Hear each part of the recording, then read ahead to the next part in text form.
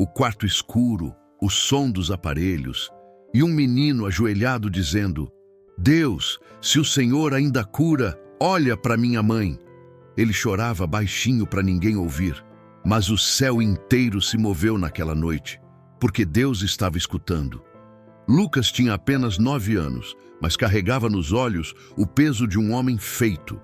Desde que a mãe adoeceu, a casa simples de tijolo cru virou silêncio e oração. Dona Rosa, costureira, mulher de fé, estava há meses entre a vida e a morte depois que o coração enfraqueceu. O médico, um homem frio e direto, dissera sem rodeios: ela não vai resistir à próxima noite. Lucas ouviu escondido atrás da porta. Aquelas palavras ficaram presas dentro dele como espinhos. Desde então, toda madrugada, ajoelhava-se ao lado da cama e falava baixinho com Deus. O pai, cansado e incrédulo, dizia que o menino devia aceitar a vontade dos homens. Mas Lucas insistia: o Senhor pode tudo, pai. A gente só precisa crer. Na pequena cidade do interior, a notícia correu rápido. Alguns vizinhos vinham ver como ela estava, mas o olhar era de pena, não de fé. No hospital, até as enfermeiras já se acostumavam a vê-la imóvel, os aparelhos marcando o ritmo de uma vida por um fio. E lá estava Lucas, pequeno, franzino, mas com um coração que não desistia. Ele não pedia brinquedos, não pedia comida, só queria a mãe de volta. Só queria ouvir ela chamá-lo de meu anjinho mais uma vez. E você que está assistindo, já viveu algo assim?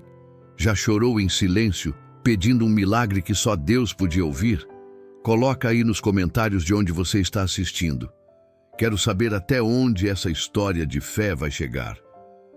Na manhã seguinte, o hospital cheirava a éter e cansaço. Lucas, com os olhos inchados de tanto chorar, segurava a mão fria da mãe.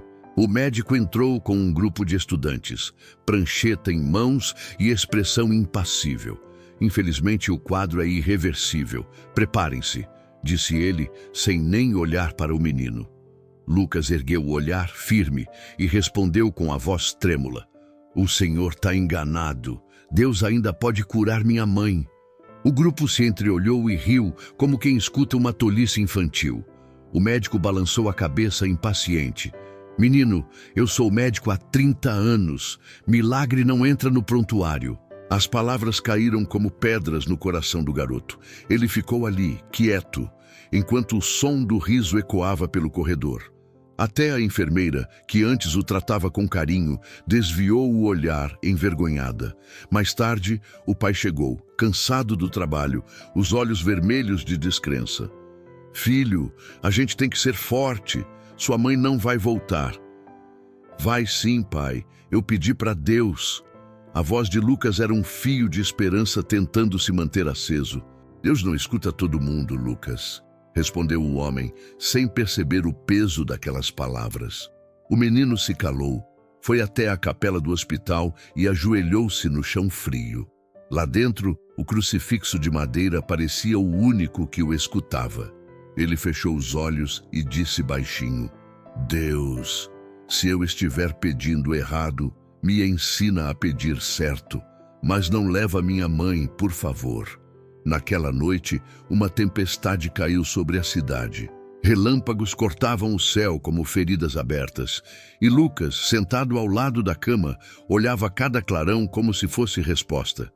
Mas nada acontecia. Dias passaram. O médico já falava em desligar os aparelhos. O pai assinava papéis resignado. E Lucas, exausto, começou a sentir a fé balançar. Será que o Senhor não está me ouvindo mesmo? Murmurou, olhando para o teto. O choro veio de novo, baixinho, igual antes. Só que dessa vez, parecia que nem o próprio menino acreditava que o céu ainda o escutava. No corredor, alguém comentou: é só uma criança, coitado. Ainda vai entender que milagre não existe, mas o que ninguém sabia é que Deus já estava preparando algo, silenciosamente. A noite caiu pesada sobre o hospital. O corredor parecia vazio, como se o tempo tivesse parado. O pai havia saído para resolver documentos e os enfermeiros cochichavam sobre o caso perdido do quarto 12. Mas Lucas estava lá, o mesmo menino que o mundo achava pequeno demais para mover o céu. Ele arrastou a cadeira, subiu nela e encostou o rosto no rosto da mãe. O cheiro do remédio, o som dos aparelhos, tudo parecia distante.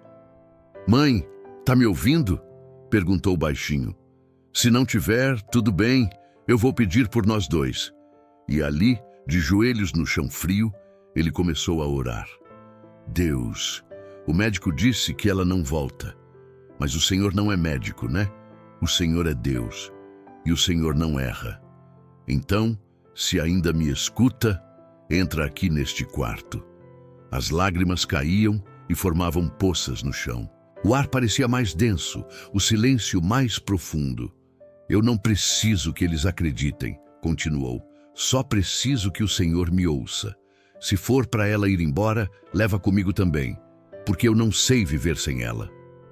Do lado de fora, a enfermeira Ana, a única que ainda tinha um restinho de fé, encostou a cabeça na porta e começou a chorar. Ela contou depois que naquele instante o ambiente ficou diferente, como se o ar tivesse ficado leve, como se o tempo tivesse parado. Lucas ergueu as mãos pequenas, trêmulas, e falou quase sussurrando: "Se o Senhor quiser, basta uma palavra. Uma, e tudo muda." De repente, a luz do quarto piscou. 1, 2 vezes. Os aparelhos fizeram um som agudo, como se algo os atravessasse. Lucas abriu os olhos assustado, mas não correu. Permaneceu de joelhos. "É o Senhor, né? Eu sei que é o Senhor." O coração da mãe disparou no monitor. As enfermeiras correram. Os alarmes tocaram. Mas Lucas não se mexeu. Ele olhava fixamente para o teto. E naquele instante, jura-se que uma claridade suave começou a descer bem no canto do quarto. Não era luz de lâmpada, não era reflexo, era algo diferente, viva, branca, pulsante. Ana caiu de joelhos. Um dos enfermeiros, descrente, deu 2 passos para trás. Lucas levantou a cabeça, chorando, e sussurrou: "Se for o Senhor mesmo, toca nela agora, para que todos saibam que o Senhor ainda faz milagres." E o quarto inteiro se encheu de uma presença que ninguém soube explicar. O quarto inteiro ficou em silêncio. Só se ouvia o som do monitor cardíaco acelerando, como se o coração de Dona Rosa, antes imóvel, tivesse despertado de um longo sono. A enfermeira Ana arregalou os olhos. O pulso, que estava fraco, agora batia firme. "Doutor, venha depressa!" gritou ela. O médico entrou apressado, irritado com o alarde. "O que foi agora?" Mas ao se aproximar da cama, ele parou. O monitor mostrava algo impossível. Os batimentos subiram, a respiração estabilizou. "Isso não pode estar certo", murmurou ele, tentando ajustar os cabos. Lucas, ainda ajoelhado, não dizia nada. Apenas olhava. As lágrimas caíam, mas o rosto estava sereno, como se ele soubesse que o que estava acontecendo não vinha dos homens. A luz suave que antes brilhava no canto do quarto, agora parecia envolver o corpo da mãe. Um clarão branco, quente, tranquilo. Ana, com a voz embargada, sussurrou: "Eu tô sentindo algo aqui. É como paz." O médico, descrente, segurou o braço de Dona Rosa para medir o pulso e recuou assustado. "Ela tá reagindo." De repente, o impossível aconteceu. A mão dela, que há dias estava imóvel, começou a se mover lentamente. Os dedos se abriram. Lucas segurou aquela mão e a vozinha fraca dela saiu, quase imperceptível: "Meu filho." O menino chorou, soluçando alto pela primeira vez. "Mãe, o Senhor ouviu. Ele ouviu." O médico deu um passo para trás. Os estudantes que antes riram dele ficaram sem fala. Um deles, pálido, deixou cair a prancheta no chão. Isso é impossível", murmurou com a voz trêmula. Ana olhava, já em lágrimas, repetindo baixinho: "Glória a Deus, glória a Deus." A respiração de Dona Rosa se firmou.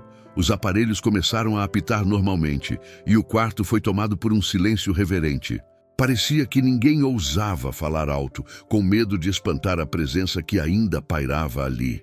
O médico, visivelmente abalado, passou a mão no rosto e olhou para Lucas. "O que você fez, garoto?" Lucas respondeu simples, com a voz embargada. "Eu só pedi para Deus me ouvir." As palavras caíram como martelo. Ana começou a chorar ainda mais, e o médico, sem saber o que dizer, saiu do quarto em silêncio. Minutos depois, enfermeiros e pacientes começaram a se aglomerar na porta. Alguém gravou com o celular. Todos queriam ver com os próprios olhos o que estavam chamando de o milagre do quarto 12. Dona Rosa, ainda fraca, abriu os olhos e pela primeira vez em meses sorriu. "Eu ouvi a voz dele", disse, com um brilho estranho no olhar. Uma voz dizendo, ainda não é o seu tempo. Lucas encostou o rosto no peito da mãe e chorou em gratidão. Ana, ajoelhada ao lado da cama, orava em silêncio. Lá fora, a chuva cessou. O céu, antes coberto de nuvens, agora mostrava um feixe de luz atravessando a janela. O mesmo feixe que, dias depois, muitos juraram ter visto naquela noite. E o menino, olhando para o alto, murmurou: "Eu sabia que o Senhor estava escutando." Na manhã seguinte, o hospital parecia outro. Enfermeiros comentavam pelos corredores, pacientes queriam saber o que tinha acontecido no quarto 12. Ela morreu e voltou? Foi erro dos aparelhos? O menino rezou e ela acordou? As perguntas se misturavam ao murmúrio de espanto, mas o que ninguém conseguia negar é que Dona Rosa estava viva, sorria fraco, mas respirava sem ajuda de nenhum tubo. O quarto cheirava a flor, embora ninguém tivesse trazido flores. O médico, o mesmo que dissera que milagre não entra em prontuário, passou a manhã inteira revisando exames, tentando achar uma explicação. Nenhuma batia. Nenhum resultado médico justificava o que vira. Por fim, ele foi até o quarto com os olhos cansados e o coração pesado. Lucas, que segurava a mão da mãe, levantou-se ao vê-lo entrar. "O senhor veio ver o milagre que Deus fez?" perguntou o menino sem ironia, com a pureza de quem só queria compartilhar alegria. O médico ficou em silêncio por alguns segundos. Depois, respirou fundo e se aproximou.